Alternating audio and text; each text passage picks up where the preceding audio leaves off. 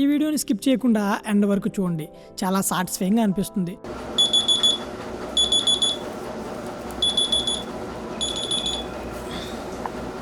Morning లేవగానే నా సోకుని అద్దంలో చూసుకొని నా ప్లాన్ని ఎగ్జిక్యూట్ చేయడం కోసం నేను రెడీ అవుతున్నా. ఇంతలో నా ఫ్రెండ్స్ వచ్చి నాకు తెలియకుండా నాకు మంచి సర్ప్రైజ్ చేశారు.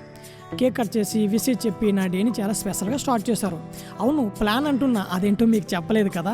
నేను ఎప్పటి నుంచో అనుకుంటున్నా నా స్పెషల్ డేని కొంచెం స్పెషల్గా సెలబ్రేట్ చేద్దామని. అయితే ఆ రోజు రానే వచ్చింది.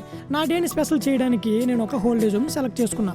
ఈరోజు నాకెందుకో వీళ్ళతో ప్రేమగా గడపాలనిపించింది, వీళ్ళందరి ముఖంలో నవ్వులు చూడాలనిపించింది.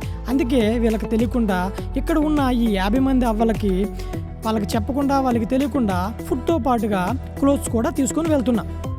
వీళ్ళకు కొన్న క్లోత్స్ అన్నీ బ్యాగ్స్లోని, ఫ్రూట్స్ అన్నీ ట్రేస్లోని, బ్రెడ్ జాము బ్యాగ్స్లోని, ఎగ్స్ అన్నీ కవర్స్లోని, మిల్క్ ప్యాకెట్స్ అన్నీ ఒక కవర్లో ప్యాక్ చేసుకొని ఒక ఆటో మాట్లాడుకొని బయలుదేరుతున్నాం. మొత్తానికి మా లగేజ్ని పట్టుకొని మేము హోల్డేజ్ హోమ్లోనికి ఎంటర్ అయిపోయాం.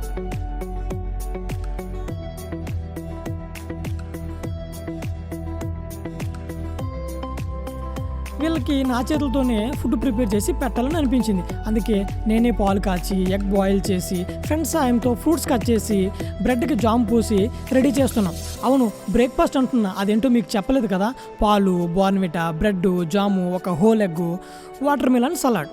అవును, మీకు పరిచయం చేయడం మర్చిపోయా, వీళ్ళందరూ నా స్నేహితులండి. మంచికైనా చెడుకైనా నాతో ఉంటూ నా మంచిని కోరేవారండి.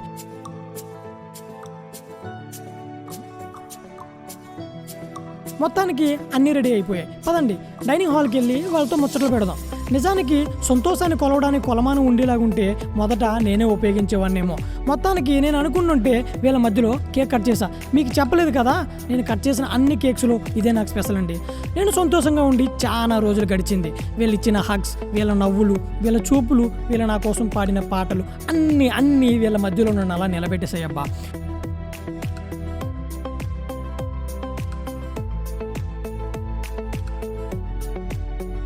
అవును, మీరే చెప్పండి, అంగవైకల్యం అంటే ఏంటండి? మనలో ఏదో ఒక లోపం ఉంటే అంగవైకల్యం అయిపోతుందా? మనలో ఏ ప్రత్యేకత లేకపోతేనే కదండి అంగవైకల్యం అవుతుంది.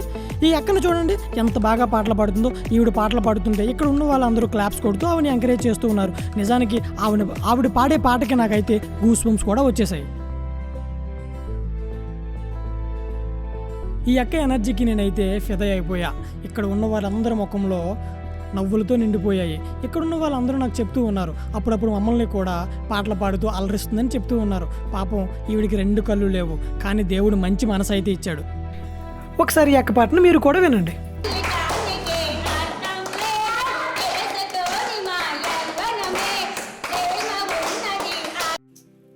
నేనున్న ఈ సంతోషాన్ని మీతో పంచుకోవడానికి ఇక నా దగ్గర మాటలు కూడా లేవు. నిజానికి మనం పట్టలేనంత సంతోషంగా ఉన్నప్పుడు పెద్దలు మనల్ని అరే ఎందుకురా ఊరికే రెక్కలు వచ్చినట్టు ఎగిరిపోతున్నావు అని అంటారు కదా, బహుశా అది ఇదేనేమో అని అనిపిస్తుంది నాకు.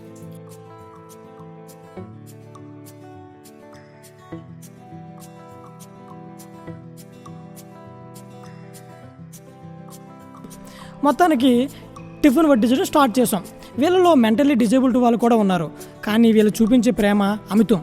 వీళ్ళలో ఉన్న డిజేబిలిటీ 0.01 మాత్రమే.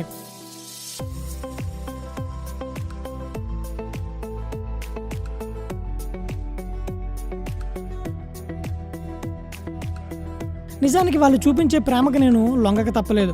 నాకు ఫుడ్ తినిపిస్తూ నన్నే ఆశ్చర్యానికి గురి చేశారు. వీళ్ళలో కొంతమంది తింటూ నాతో మాట్లాడుతూ మాకెవరూ లేరు అని బాధపడ్డారు. కానీ నేను వాళ్ళకి ఇలా చెప్పాను, మిమ్మల్ని ప్రేమించే మీ మేడ ఉన్నారు, అప్పుడప్పుడు మాలాంటి వాళ్ళు వస్తూ పోతూ ఉంటారు అని చెప్పి వాళ్ళలో ధైర్యాన్ని నింపేశా. సరదాగా మనం తెచ్చిన క్లోత్స్ని వాళ్ళకి ఇవ్వడం స్టార్ట్ చేశా. ఇక్కడ ఈ అక్కని చూడండి, మనం ఎంత ఇస్తున్నా పాపం తీసుకోవట్లేదు. నేను చాలా ట్రై చేశా, కానీ లాభం లేదు. నాకు ఇంకా తెలియక పక్కనే పెట్టేశా. ఈ అక్కకైతే 2 క్లోత్స్ ఇచ్చా, ఎందుకంటే మన కోసం పాట పాడింది కదా. నిజంగా నాలో చాలా జోష్ నింపింది.